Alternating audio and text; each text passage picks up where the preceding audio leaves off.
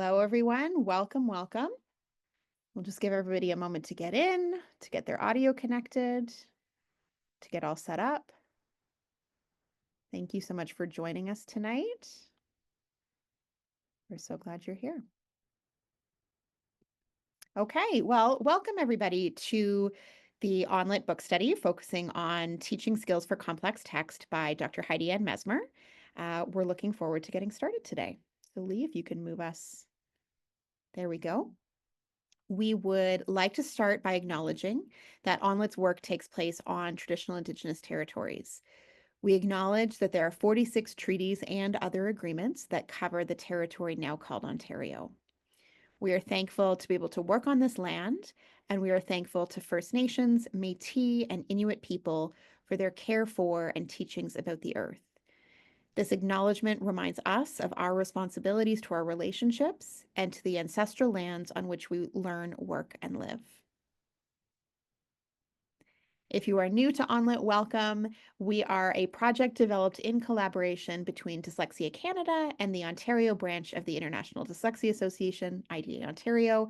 And the role of ONLIT is to support educators in navigating the new revised language curriculum. And to do this, we are able to do this through funding through the Ontario Ministry of Education, and we gratefully acknowledge that funding, which allows us to do things like this book study. But please note that the views expressed are the views of ONLIT and do not necessarily reflect those of the Ministry of Education. If you are looking to get caught up on past recordings, you can find them in the resource library. You can go into ONLIT, click on the resource library, and that resource library entry, you can probably search complex text and find it pretty easily. This links to the playlist, so all the recordings of the entire book study session will be in there. And with that, I will pass it over to our wonderful hosts, Nellie and Leigh, and they can get ready to rock. So, welcome everyone. And before we get into looking more closely at paragraphs, some retrieval practice.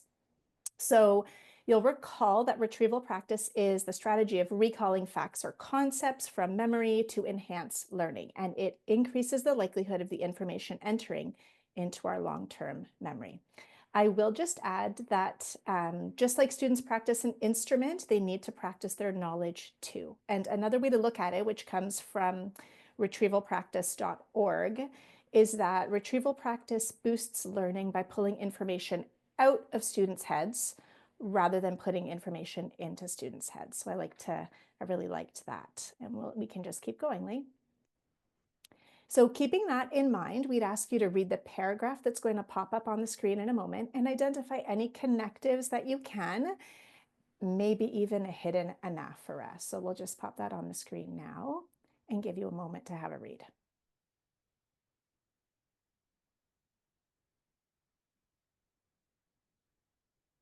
And you can go ahead, yeah, thank you, and pop those connectives in the chat. So we have because, but, then,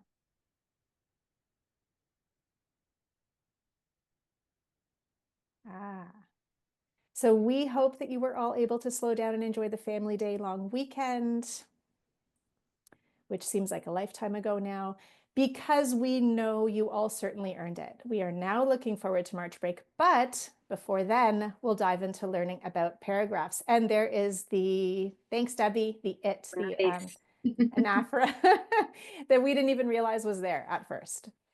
Okay, great. And there you have a little bit of information about retrieval practice at the bottom of the slide.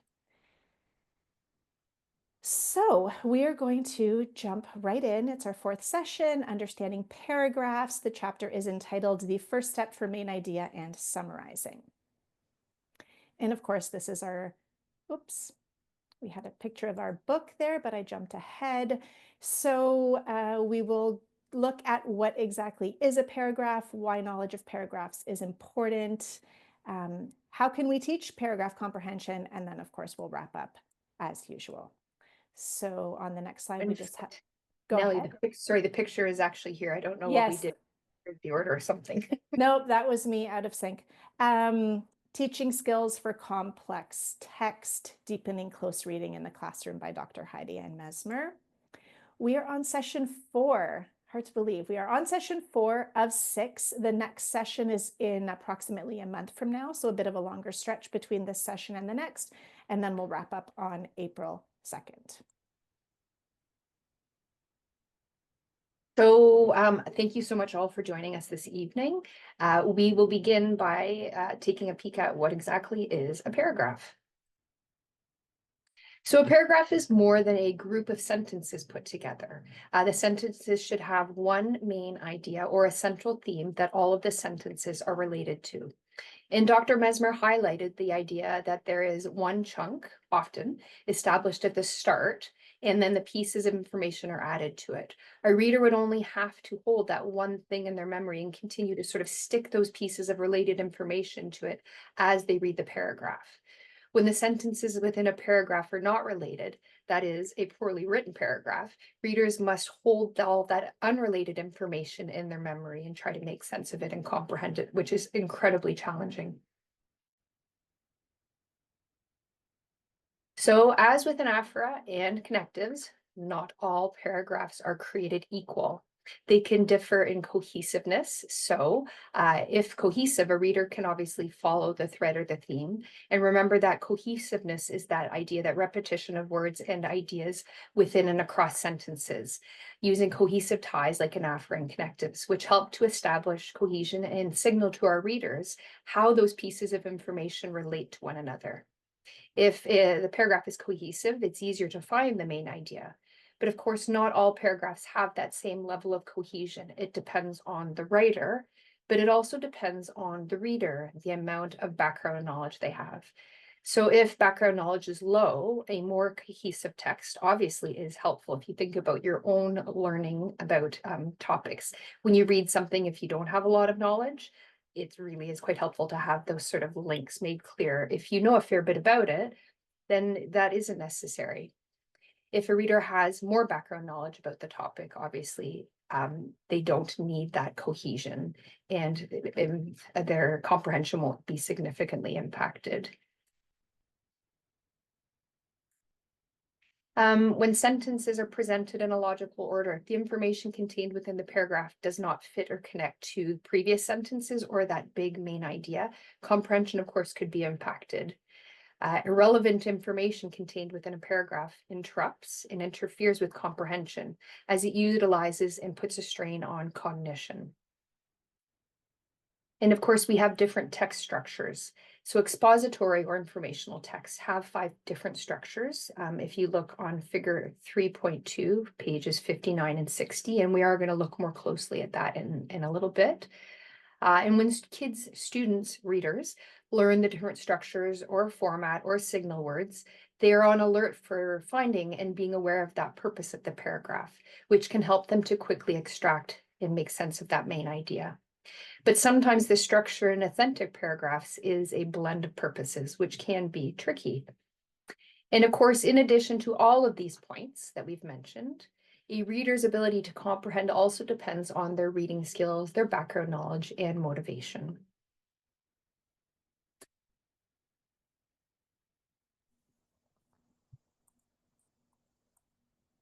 Okay, so thanks, Leigh. In keeping with our typical what, why, how structure, we're going to shift now to a brief look at why exactly is, supporting comprehension of paragraphs so important. So here's our first takeaway. And I think we can all relate to this idea of asking students to summarize an entire story or maybe a book chapter or an article, whatever it might be. And this actually comes from page 58. It's the chapter summary where Dr. Heidi and Mesmer explains that if students can't identify the main idea in a simple paragraph, it would be hard to expect them to summarize a lengthier text. So one of the major mistakes made is starting this type of instruction with texts that are too long. So again, really important, as with so many things, that we start small and kind of resist that urge to have students apply skills with longer, denser text at first. For summarizing, even finding the key idea of a sentence is a great starting point. So asking students to identify the who or the what in the sentence, and then did what. So, that's a great springboard for starting to do this type of work with longer portions of text. And like with anything or any skill, really, we wouldn't, just an analogy of not expecting a child to swim a length of a pool if they can't first swim 10 meters. And, we can think of all sorts of examples that can relate to that. In terms of our second takeaway, I'm just going to read, starting with a manageable quantity of text supports students in remembering the information and following the thread of meaning. So along the same lines of less is more, this is also important when it comes to memory and tracking meaning, and starting with a manageable amount of text is supportive of that and really sets up students for greater success. Keeping in the back of our minds that reading and writing are really, we've heard this before, two sides of the same coin, then it helps to remember also that good comprehension of paragraphs will also support good writing. And then our third takeaway is something that, was really interesting to us. So this comes from the bottom of page 48 and into the top of page 49. Dr. Mesmer explains that when students retell with precise words, it's actually a sign that the student has not conceptually organized the information. And so she goes on to, to say that text is not actually recalled and stored in a verbatim fashion, and that good readers actually group information into categories using their prior knowledge. So thinking of, knowledge sticking to knowledge, that idea of Velcro. And then, we retain this information in chunks for retrieval. So when students really understand, they consolidate, they organize information cognitively, and they can put the main idea into their own words. So this slide really just speaks to why it's so important to teach paragraph level comprehension, and to know that when a student is using exact words from the text and regurgitating word for word to communicate their understanding, this could be a red flag for actually the fact that there might be a lack of true comprehension. And Nellie, I often think about that as being like, especially when we often ask students to do this immediately after reading the text, right? So they finish the paragraph, can you tell me what it's about? And they tell you word for word, but then if you think about that long-term storage of the information, it more than likely isn't there. And that was, as we both said, like that was new sort of thinking for us. So now that we've had a wee bit of a look at why it's important and what a paragraph is, we thought we would mention and discuss how we can teach paragraph comprehension. So obviously paragraphs vary based on the author and of course what readers bring to the text. If we think back to what we just mentioned a short while ago, their background knowledge, motivation, and reading skills. When we teach students about paragraph comprehension, we want to keep 4 important points in mind. So the first, and this is a common theme throughout this, that idea that we want to use constructed text to introduce text or paragraphs that are actually specifically written for intended teaching purposes. And we've experimented a little bit throughout this book study with generating those texts using ChatGPT. So you would do this based on the teaching purpose or learning goal. And then of course, moving into authentic text to transfer that. And I loved what she said in the text, and then letting students practice or letting them loose with authentic texts. So really that sort of start with the constructed text, which is what she said all along, and then moving into that transfer. And I know, Nellie, you're going to speak a little bit later about the instructional hierarchy, but it really does sort of go nicely with that idea. The second point, again, a common theme as well, is that a teacher has to know the text. If we haven't read something, we shouldn't teach it. And we have talked, and maybe you've experienced this as well, that teaching on the fly does not often go well. Because there is a fair bit of preparation that we have to do in advance. So we have to look for a clear main idea and the topic sentence. And of course, if there isn't a topic sentence, it can be harder, obviously, to understand and comprehend the paragraph. So we would want to save that for later on in our learning. The third, of course, be patient, model what we're thinking aloud, and offer lots of repetition. So day after day, we want to have consistent exposure, remembering, of course, that this learning is a marathon and not a sprint. And when we think about that idea of transfer, we can also think about to student writing. And I think that this is an incredibly important point to keep in mind. In my class, we've been doing a lot of work around paragraphs. And while most of my students are able to identify the big idea of a paragraph, this has not become yet clear and evident and automatic in their writing. We're still getting, a big blob of writing with a variety of different topics within it. So while they can see it, that next level of being able to write according to that structure isn't quite coming automatically yet. And lastly, it's the process that is really, really important, not necessarily finding the answer. The key is the process of thinking through the information and deeply analyzing. And in this section of the text, and I think that Nellie is going to speak to this shortly, it is pointed out that students have to learn to weigh the information, the sentences, the paragraphs, and to recognize that some things are more important than others, and that they require a deeper analysis. So for example, the reading that we've been doing of this text, and most of the academic reading, I'm sure that we all do, is very different than the reading that I do when I'm like reading, say, a Colleen Hoover novel. I have to go back and reread things in the, I have to circle, I highlight, I stop and think and put into my own words. I don't often do that when I'm reading a novel for pleasure. And you may have noticed that the lessons and learning goals in this book are obviously connected to the American Common Core standards. And if this is a new thing to you, we just wanted to sort of highlight and introduce the Common Core. So these are descriptions of the skills that students should have at each grade level in English/language arts and math by the time they finish high school. And they're not a detailed day-to-day curriculum, but rather they're that broad outline of learning expectations. These were developed in the US at a federal level and are used by some states and to develop some of the programs. We have a provincial curriculum which lists overall and specific expectations. And certainly the learning goals throughout this book can be connected to those. And we're going to look more closely at that in a moment. We know that we always like to tie to our provincial curriculum. You can see on page 52 that this standard targets paragraph instruction and specifically the craft and structure of texts, and it has students analyze the structure of texts. So our learning goals want to obviously support the understanding of how students or sentences work together to convey that main point, the big idea.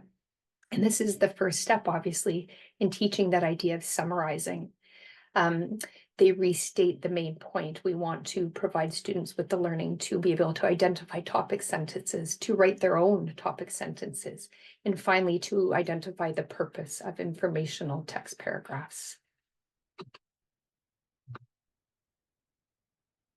And so now a quick look at the expectations within our own Ontario language curriculum document that this instruction would support and teach. If we look at strand C, comprehension, understanding, and responding to texts, students integrate components of word, sentence, and text level comprehension as they develop those strategies, apply critical thinking skills to deepen their understanding of texts, and respond to increasingly complex texts. As they read, students apply foundational knowledge and skills and draw on their vocabulary and background knowledge. They integrate their developing knowledge of sentence structure, the patterns, and the grammar to understand complex structures in individual sentences. And they apply their understanding of cohesive ties, which we've had a fair bit of learning in our second and third sessions, to integrate information within and across sentences in order to understand what they read. And you can see that that happens in grade 1, and that happens all the way through to grade 9 and beyond. And so, as Leigh mentioned a couple minutes ago, we thought that this would be the perfect time to touch again. I know we did this in the last session upon the instructional hierarchy as this key model of skill acquisition. And when we say skill, we're really talking about any skill you can think of, from swimming to adding numbers to reading. The hierarchy has been researched for decades, and what it tells us or explains to us is that when we learn something new, we move through a series of predictable stages. And it's important for us to be aware of the instructional hierarchy. It's one of our favorite models, since we're really most effective as educators when our instruction matches where students are on their learning journey. So we'll just go ahead and click there. Just as a review, when students are at the beginning of their learning of a new skill or a new concept, they're slow, they're inaccurate because they have limited knowledge of the target skill. And this is the acquisition stage. Then they move into the fluency stage. So students are now accurate with that target skill, but they might be slow. They're not yet automatic. So this is where we need to see lots and lots of practice to build automaticity and faster performance. And then finally, in the generalization and adaptation stage, students apply and practice this fluency in new contexts and new settings. In adaptation, students can perform the skill across settings with accuracy and proficiency. And once we have acquisition, once we have that fluency, then students can generalize and adapt it. And of course, depending which stage of learning students are in, as I said, that will determine what types of instructional strategies are best suited to support their learning. So when we consider, again, that generalization adaptation stage, we can think of what Leigh was mentioning earlier, that transfer of skills needed for paragraph comprehension in constructed texts, then shifting to authentic texts. We can think about the transfer of skills to paragraph, from paragraph reading and comprehension to writing, and of course, independent use of skills without scaffolds or prompting, as well as the internalization of strategies such as, recognizing when it makes sense versus when it might not make sense or might not be necessary to annotate a text, for example. Another thing that we just thought we'd bring up as an additional example is really thinking about, we all know that we do a lot of reading through digital means now, and thinking about digital versus paper reading. So research suggests that when people read on screen, they may not understand what they've read as well as when they read it in print, and may not recognize that they're not understanding it. So in that generalization adaptation stage, a reader would have the ability to recognize that perhaps comprehension is trickier with digital texts, and so might need to reread more than once, annotate, paraphrase, etc. So we can. Am I moving on, Nellie? Okay. Yep, perfect. Thank you. Okay, so we're going to move on to some of the activities that are highlighted in the chapter. There are quite a few of them, and they're actually divided into 3 sections. We're going to go through the 3 sections, which are topic sentences, finding the main idea, excuse me, and text structures and paragraph purposes. And just connecting back to that instructional hierarchy is great because it really supports us in being intentional when we choose activities so that we're choosing ones that are appropriate for, again, that stage of skill acquisition that our students are in, because all of these activities are not going to be created equal. So we can go ahead. Perfect. So the first section is really working with topic sentences, and the activities in this section help students build awareness of topic sentences as well as their purpose and what they look like and what they sound like. So students are working on identifying these and writing these.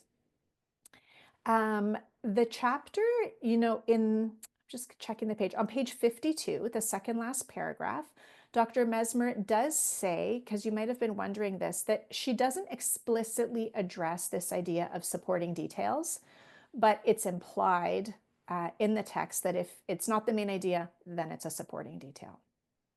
So we have state and expand, which is a simple oral game where you as the educator would give a general statement about a familiar topic. So for example, mornings can be hard. End of sentence. And students practice orally stating and sharing reasons and ideas that would add detail to that statement. The second, find the topic sentence, is exactly that. Students are reading paragraphs and identifying the topic sentences. She does recommend that this be done after they've practiced that state and expand activity.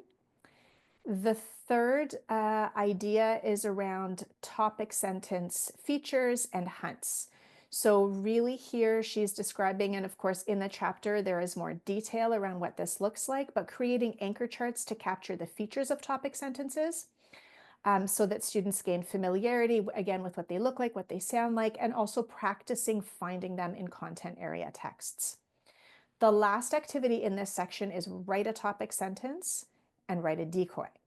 So once students have learned about topic sentences, how to identify them, they can then start to transfer that to their own writing write their own topic sentence based on a series of connected sentences. As for the decoy, excuse me, And this would have to be modeled at first with, examples provided by the teacher in terms of what a decoy sentence might look like.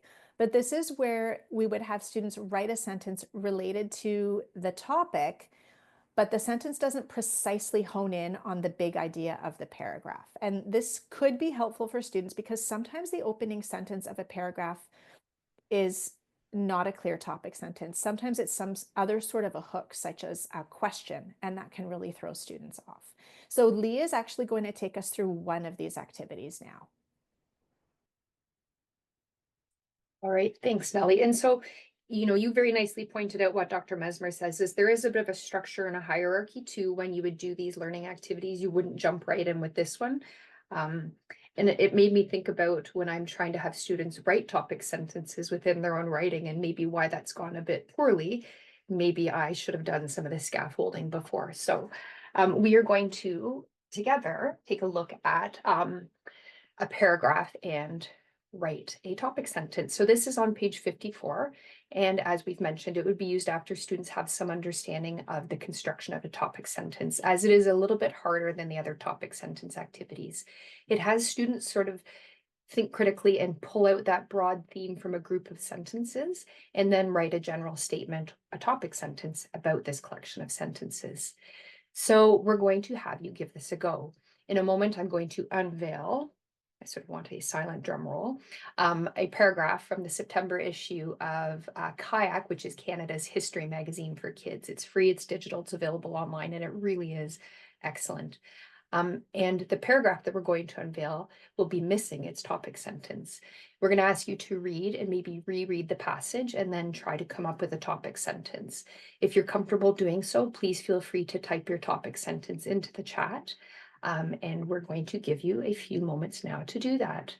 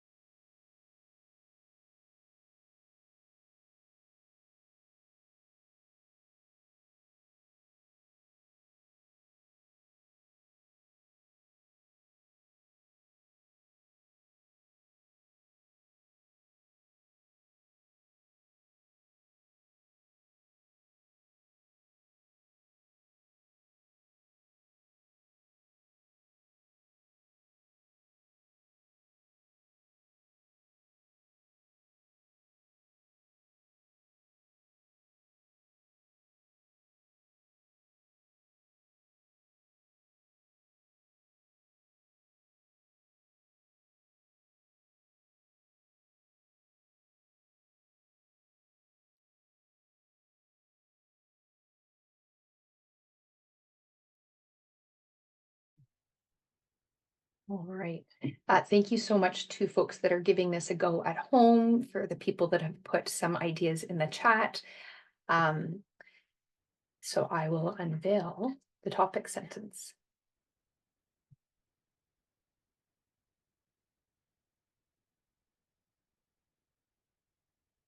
So the topic sentence: Canada has many political parties, organized groups of people who share ideas about how to run the country. However, all of the examples in the chat certainly would have worked to sort of introduce what this paragraph is about. I just see so much potential now that I've seen this in action after having had that instruction on paragraphs. And so Nellie, back to you. Back to me. Okay, thanks. So the second section of activities are all focused around finding the main idea. And we're going to highlight 3 of them here. So the first is the hubs and spokes graphic organizer, which you'll find on page 55. So this is when there's no topic sentence, and it's a great visual. So when there is no topic sentence, the key ideas are actually, you have students write the key ideas on the spokes and then infer a word that connects all of the spokes together and write that in the hub. The second activity, selective paraphrasing, was based on a study where students did it actually with fictional paragraphs. And there are examples on page 67 to 69. It's a 3-phase process where there's actually a gradual release of responsibility over to the students. So again, there's more detail in the chapter, but in the first phase, students are identifying who is the most important person in each paragraph and what happened. Then in phase 2, they're independently writing really short restatements, 3 to 6 words. Then teachers remove the passages, read the students' restatements, and then prompt the students to then go back and elaborate on them. And then finally, in the third phase, what's happening is that students are rephrasing independently. But Dr. Mesmer actually suggests then rather than do it after each paragraph, in that third phase, we're letting students choose the size or the chunk of text that they want to be using for that paraphrasing activity. So the other part of this third phase is that at this point, there's no parameters given, there are no prompts, all the restrictions are removed. And then sentence scramble, which sounds pretty obvious, is where students are ordering sentence logically into a paragraph. So, you can imagine when students have to do this, they're having to read, they're having to reread, they're having to pull out key information, engage in critical thinking, and we're actually going to have you engage in this in 1 second with Leigh. Thanks, Nellie. So in a moment, we will ask Una to pop something in the chat. But as Nellie said, a sentence scramble is putting that sentences into a logical order. As with everything, we want to learn and practice with constructed paragraphs first. Then we will ask students to transfer and apply that to authentic content materials. And finally, this is an incredibly important exercise because of all that thinking, as Nellie mentioned, that students have to undergo when deciding which order sentences would make sense for a smooth flowing paragraph. And we just saw so much value in this in terms of really getting to know content. And so we have chosen a content related paragraph for you to unscramble. So we wanted to try this out, as we said, because of the content area learning. This activity is on page 55 and can be used really with any text. So I played around with quite a few different texts and ended up choosing something from grade 6 science. So you will be provided with 2 slides, and on the first slide, you're going to find a series of scrambled sentences from the grade 6 science content. We will ask that you try to unscramble those and put them into a logical order, and then you will look at the second slide and uncover the original paragraph. And we'd like you to make note of anything of interest that as you work through this that you might want to share with the group. So Una, do you want to go ahead and actually, do we want to address, Nellie? There's a question from Rebecca. What do you think about the sentence scramble being adapted for use as topic sentences activity or as an activity for use at an earlier entry point? And so we actually did talk about, I think, moving this up, that you wouldn't necessarily need to have all this information and learning on topic sentences. Is that Rebecca? Do you want to, am I getting that? Or Nellie, do you want to pipe in? Am I on the right track? I Recording March. Sorry, go ahead, Nellie. Oh, Nellie, you're muted. Sorry, I was just going to ask Rebecca to tell us a little bit more. Yeah. So I guess when I saw the sentence scramble, it actually, I understand how it fits with the finding the main idea. But when Dr. Mesmer was sort of outlining these sort of phases, she said they were sort of, I think I read it correctly, like there wasn't like a hard fixed sort of scaffold, but it was sort of meant to kind of move in that order. But the scramble one for me I'm just wondering, only because I have used it actually, actually with much older learners, but I wasn't using it as a later tool. It was earlier, and then I'm now questioning whether or not that was actually effective. But to me, trying to sequence ideas and figuring out where that main idea actually goes, actually, to me, is the earlier. That might be my brain and no one else's, but it feels like something, and especially if the paragraph that you create and cut up is quite small, that topic sentence piece becomes, I think, really like bright. But then I thought maybe that's, now I'm totally so like lost, and I want to make sure I get rid of that thinking if it's like, not effective. I think about knowing our students, right? Like if our students are at a place where that is accessible to them, Yeah. and you said you've mentioned that you teach older students.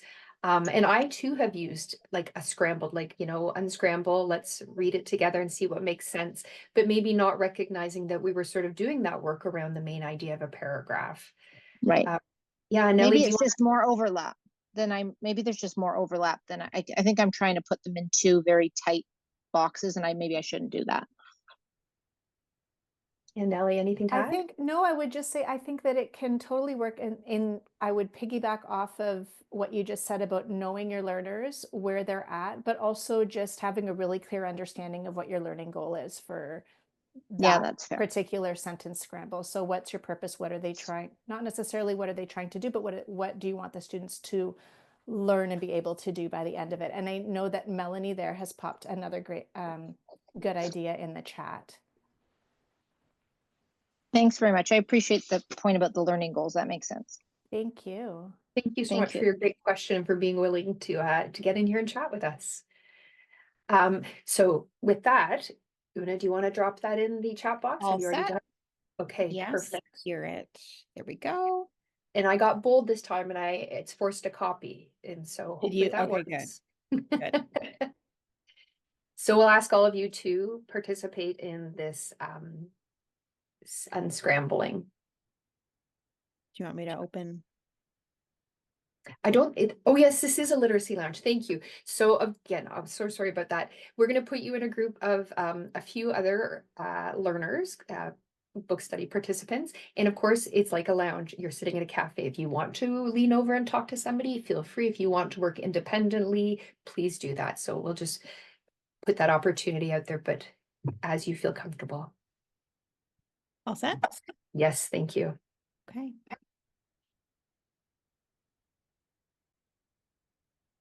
All right, thank you all so much. It's so great to see because we can see microphones moving. So we obviously didn't pop into the breakout rooms, but we're able to see the chat that's happening. And so it was kind of neat to see the back and forth conversations that were happening there.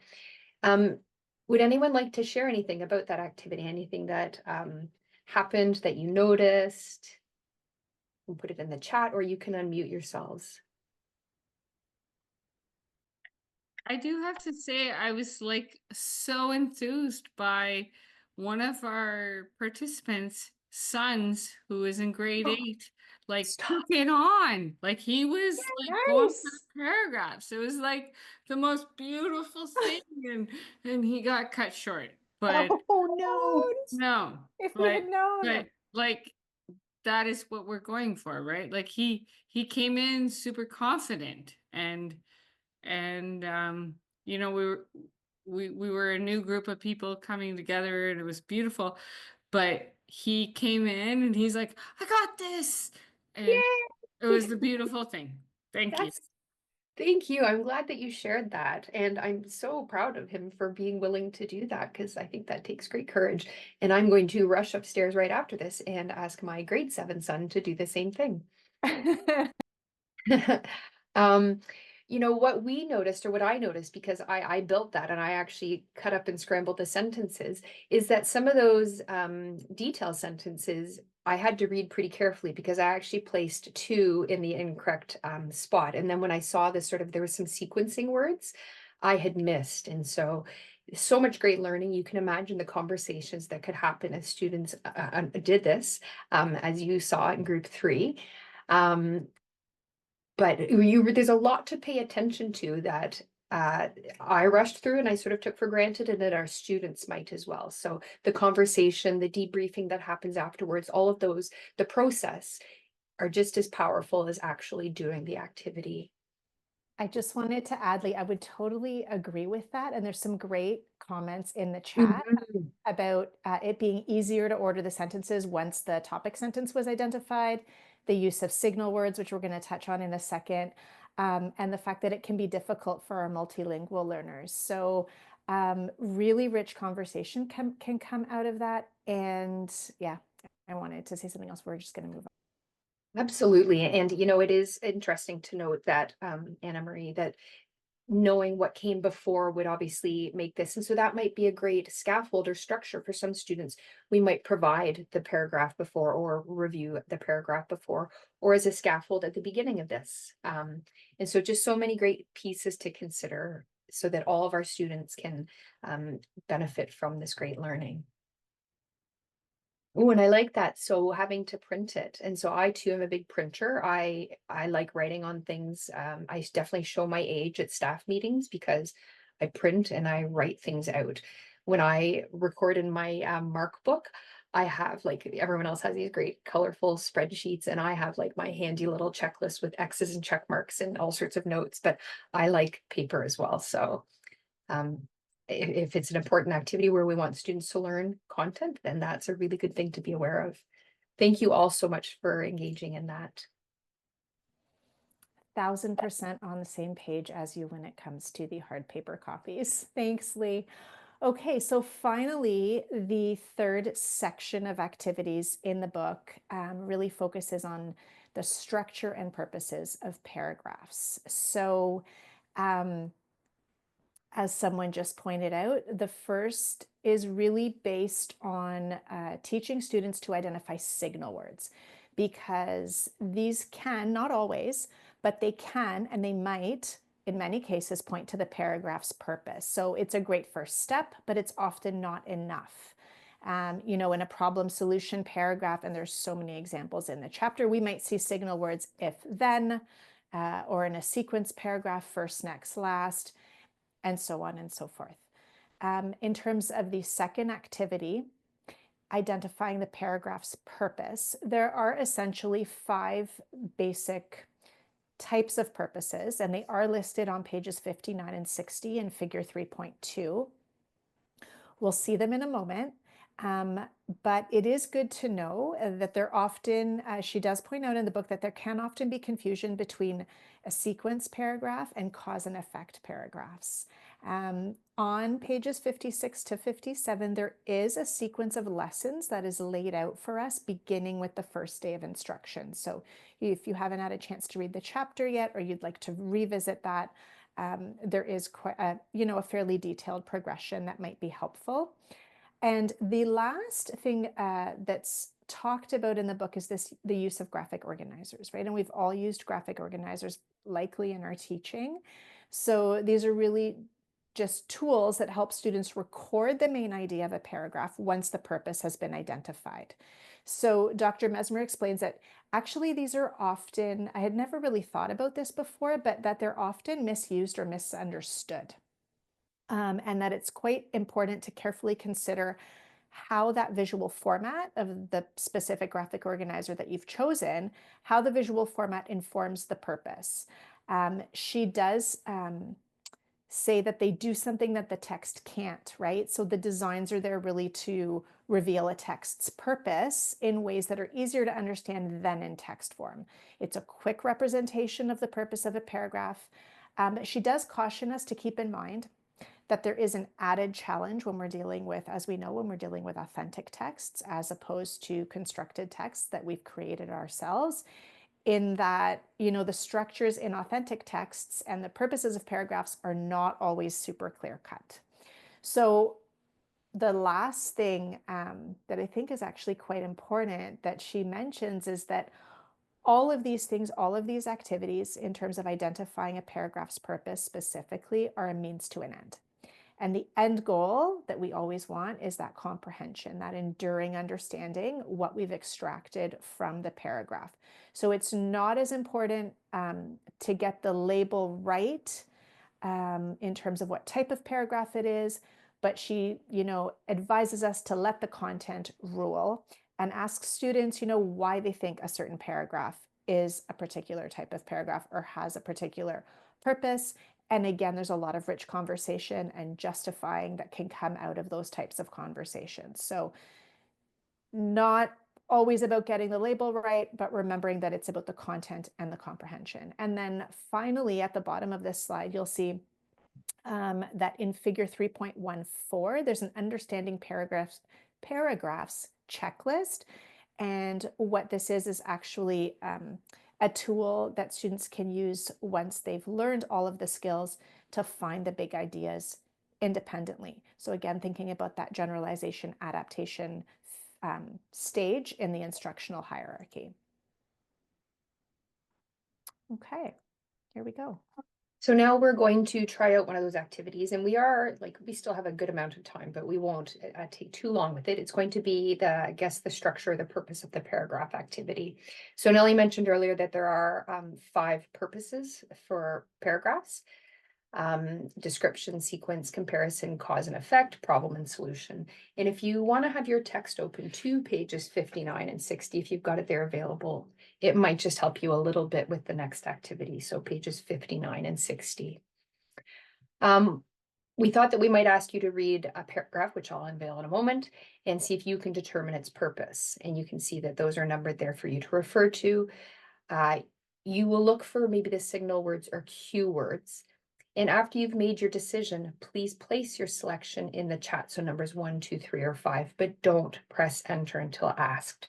So can I ask you to repeat that at home? Don't press enter until asked. And when we ask you, we will prompt you, and then we'll have a waterfall of answers, and we can see sort of what people thought. And Nellie and I tried this out, and we are anxious to see if we were in line with your thinking as well. Okay, so I'm going to unveil it. You're going to read, you're going to make your choice of the purpose of the paragraph. You will put that into the chat box, but you will not hit send, please.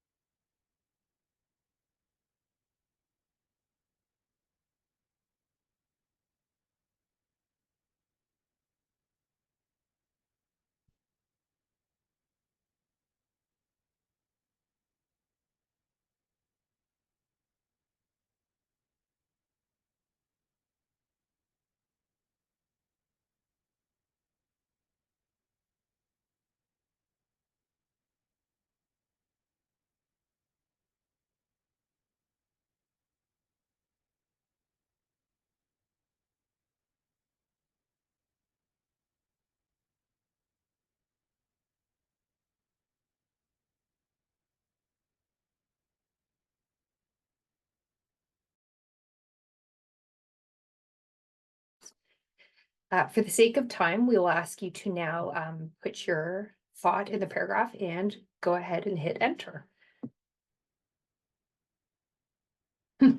So I see some, I can't decide. And so, Nellie, I think that we sort of flopped a bit back and forth between 4 and 5, cause and effect and problem solution. We did, yep. Mm-hmm. And we sort of came to an understanding between ourselves that sometimes it can be cause and effect, and then you might come up with a solution or some sort of variation of those things. But you're right, there really is, you could see a little bit of everything almost in this, maybe short of sequencing, and maybe there's even some description, obviously. And so it really could be, but Nellie, as you mentioned, it's not so much about coming up with the right answer as all of the other pieces that go with an activity like this. And so we thank you for taking the time to do that.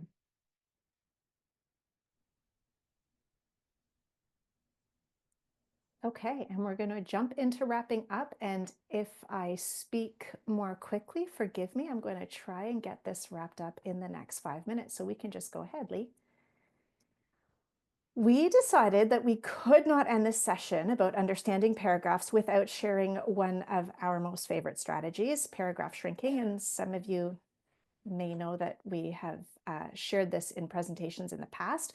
So paragraph shrinking was developed as one of the peer-assisted learning strategies, or PALS, at Vanderbilt University. Some of you may be familiar with it, but it really is a fantastic way to have students practice finding the main idea. So if we think back to the first session when we shared the 8 effective strategies as identified by the National Reading Panel, you know, those strategies that were really effective and should be taught in support of reading comprehension, the ones that had robust support, summarization is one of them. And paragraph shrinking, as they just said, is a great way to work on this skill. It is, you know, just some general points about paragraph shrinking here. So it's typically used as a class-wide intervention. It's an evidence-based strategy, and it's often paired with or comes after partner reading. So students are paired strategically based on data, and they take turns reading aloud, and then they're taught a routine for error correction during the partner reading, and then summarizing sections of text. That's the paragraph shrinking part. They can, of course, do this orally, thinking about that acquisition stage, and eventually working towards writing. You know, this can be applied across time, across texts and circumstances with feedback, and reteaching or refinement as needed. So we can use content area materials, read alouds, anything really. It can certainly be done orally at first, as I just said, especially in the earlier grades. But then it can also transfer to writing, which is, you know, the piece that really makes the content stick.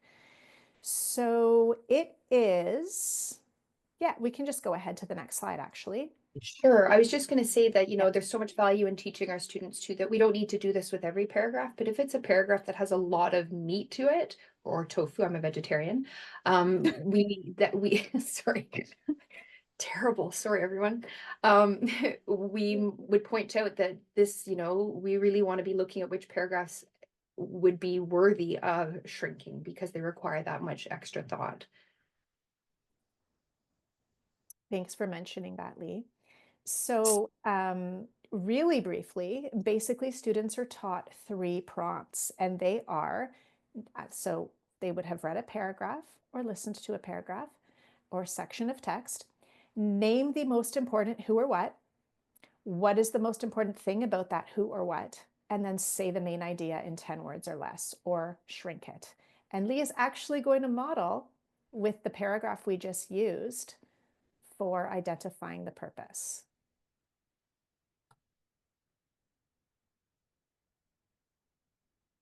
You okay to do that, Leigh? Oh, for sure. Sorry about that, Nellie. No, that's okay. Okay, so this one. Right. Okay.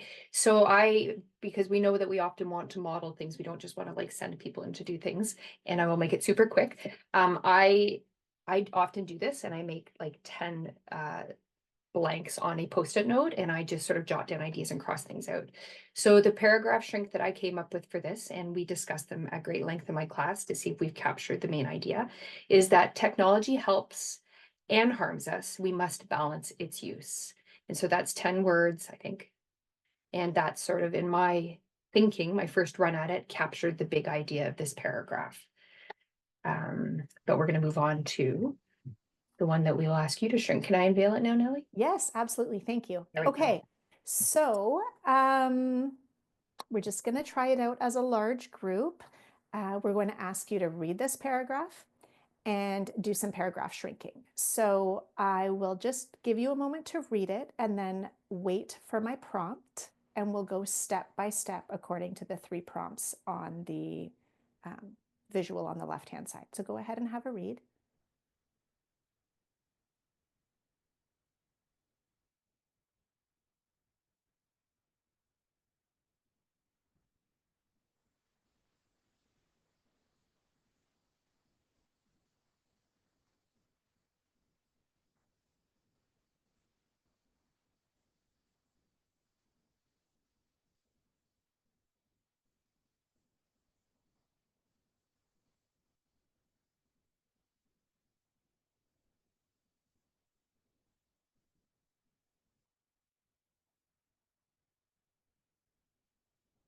Can you hear me, Leigh?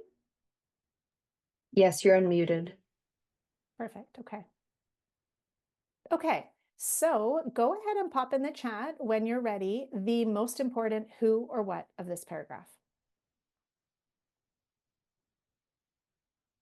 And we're doing it in the chat, but of course it could be done orally.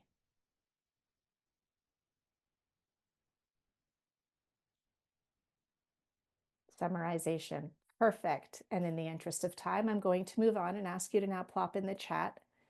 What is the most important thing about that who or what? In this case, a what summarization.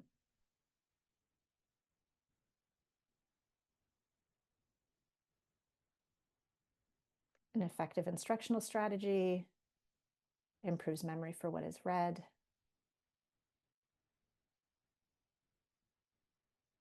Effective instructional strategy.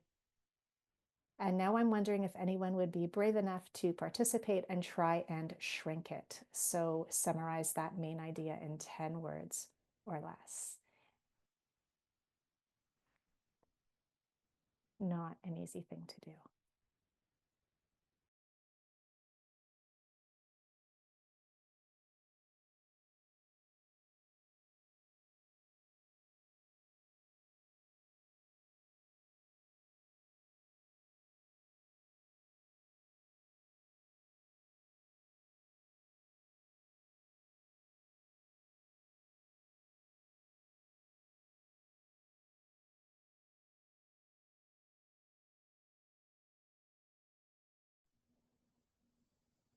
Thank you, Laura. We have summarizing is an instructional strategy that improves generalization and recall. Awesome.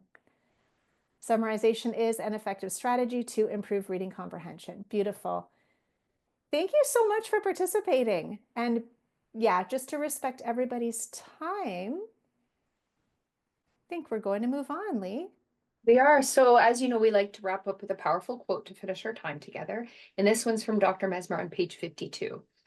Through their thinking, students are learning to comprehend and sort out information, to weigh some things as more important than others, to really deeply analyze. And that's really been the focus of a lot of our discussion tonight, that sometimes we need to do this work and sometimes we don't. And it really depends on the purpose and the topic and what we know about our text.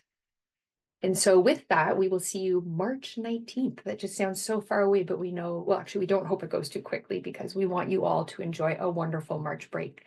Don't forget, you'll be reading 2 chapters for our next meeting. And perhaps that will be something you enjoy on your March break or not. And with that, we hope you have a wonderful March break.